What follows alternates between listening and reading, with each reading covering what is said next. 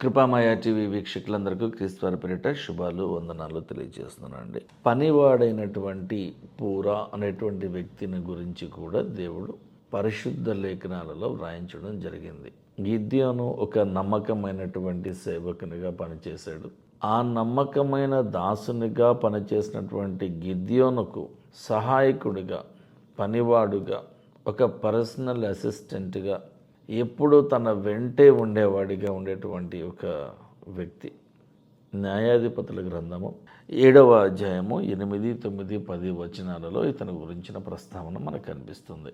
ప్రజలు ఆహారమును బూరలను పట్టుకొనగా గిద్యోను ప్రజలను అందరినీ కూడా తమ గుడారములకు పంపించేశాడు. కానీ ఆ 300 మందిని ఉంచుకున్నాడు.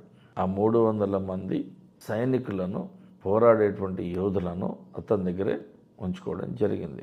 మిద్యానీయుల దండు లోయలో అతనికి దిగువగా ఉండెను. ఆ రాత్రి యెహోవా దేవుడు గిద్యోనుతో మాట్లాడుతూ, నీవు లేచి ఆ దండు మీదకి వెళ్ళు, నీ చేతికి ఆ దండుని, ఆ జనమును అప్పగిస్తాను.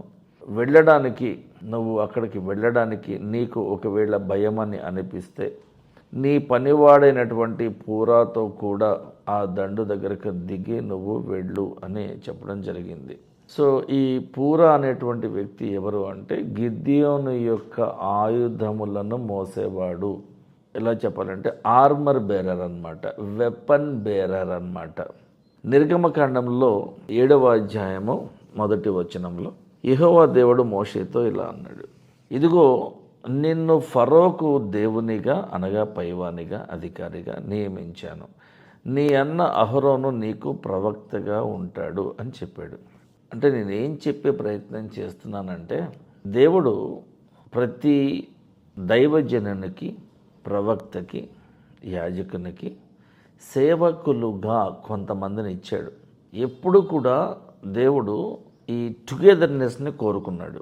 ఆదామును ఒక్కనే సృష్టించి వదిలిపెట్టలా. ఆదాముకి ఒక సహాయకారిగా ఉండడానికి హవ్వను కూడా ఇచ్చాడు. టుగెదర్నెస్. మనము దిగిపోయి మన స్వరూపములో నరులను చేయుదము రండి అని అక్కడ ప్లూరాలిటీలో దేవుడు తండ్రి, కుమార, పరిశుద్ధాత్మ అనేటువంటి త్రిత్వమును మనకి పరిచయం చేసినట్టుగా ఆదికాండము 1వ అధ్యాయంలో మనకు కనిపిస్తుంది. కాబట్టి ఇక్కడ మోషేను కూడా ఒంటరిగా విడిచిపెట్టలేదు. నువ్వు కంగారు పడకు, నీకు ఒక తోడిస్తాను, తోడు. లూకా సువార్తలో చూడండి 10వ అధ్యాయము 1 వచనములో యేసు ప్రభువు 70 మంది ఇతరులను నియమించి తాము వెళ్ళబోవు ప్రతి ఊరికిని, ప్రతి చోటికిని తనకంటే ముందు ఇద్దరినిగా పంపాడు. ఇద్దరిగా టుగెదర్నెస్. అంటే ఎన్ని సార్లు, ఎన్ని చోట్ల ఈ సందర్భము గురించి వ్రాయబడి ఉందో మీకు వివరిస్తున్నాను. నిర్గమకాండంలో చూడండి 17వ అధ్యాయంలో 11, 12, 13లో మోషే తన చెయ్యి పైకెత్తినప్పుడు ఇశ్రాయేలీలు గెలిచారు. మోషే తన చెయ్యి దింపినప్పుడు అమాలేకీలు గెలిచారు.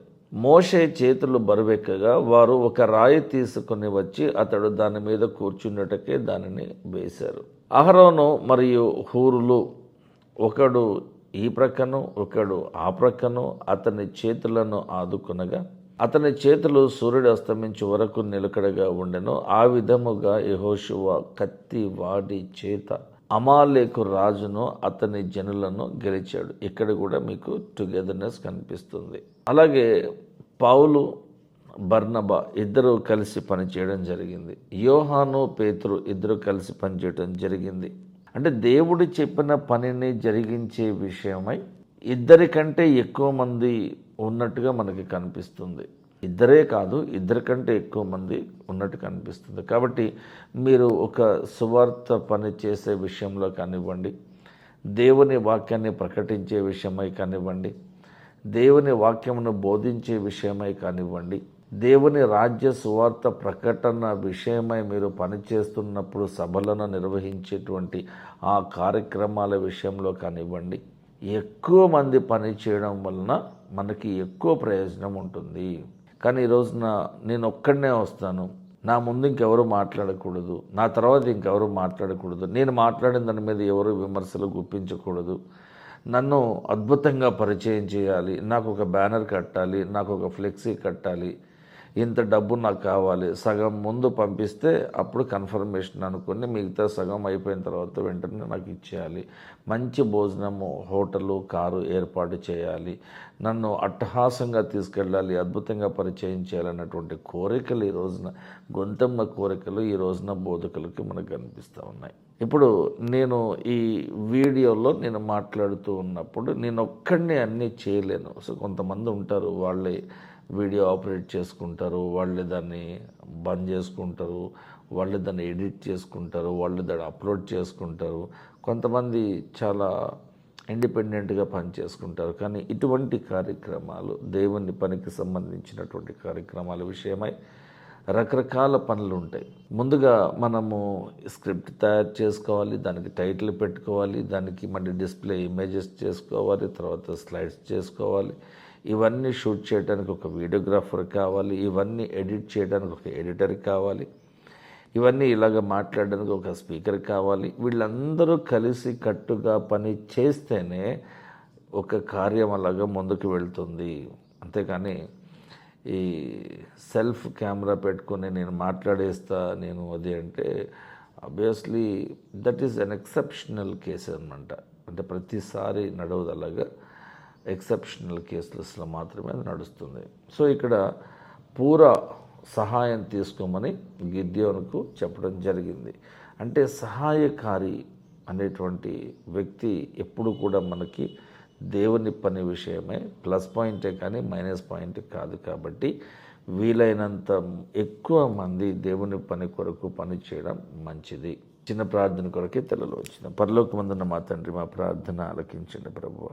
నీ రాజ్య సువార్త ప్రకటన నిమిత్తమై నీ కొరకు పని చేయాలని ఎంతోమంది ఆశపడుతూ ఉన్నప్పటికీ కూడా నీ పిలుపు లేని కారణంగా వారందరూ కూడా కొంతవరకు జంకి వెనుకడుగు వేసి ఆగిపోయి ఉంటున్నారు ప్రభువా. ప్రతి క్రైస్తవుడు నీ రాజ్య సువార్త ప్రకటనను ప్రకటించడానికి అర్హుడే అనే విషయాన్ని ప్రతి ఒక్క విశ్వాసురాలు తెలుసుకోవాలని మనస్ఫూర్తిగా కోరుకుంటున్నాను దేవా. నిస్వార్థముగా ఏమీ ఆశించక నీ వాక్యాన్ని ప్రకటించేవారు కావాలని నువ్వు కోరుకుంటున్నావు. ఈ లోకంలో ధనాశ లేనటువంటి దైవ సేవకులు ఎక్కడో ఆరాకురా ఉంటున్నారు ప్రభువా. వీలైనంత మంది మంచి దైవజనులను నీవు ఏర్పాటు చేసుకుని నీ రాజ్య సువార్త మరింతగా విస్తరించే విషయమై ప్రతి ఒక్క క్రైస్తవునికి సహాయం చేయమని యేసుక్రీస్తు వారి పరిశుద్ధ నామంలో ప్రార్థిస్తున్నాం తండ్రి, ఆమేన్. Thank you. ఈ వీడియోల విషయమై మీరు కమెంట్ చేయండి, లైక్ చేయండి, మీ విలువైన సలహాలను సూచనలు మాకు ఇవ్వండి. Please do share and subscribe and like and comment our programs. Thank you. God bless you.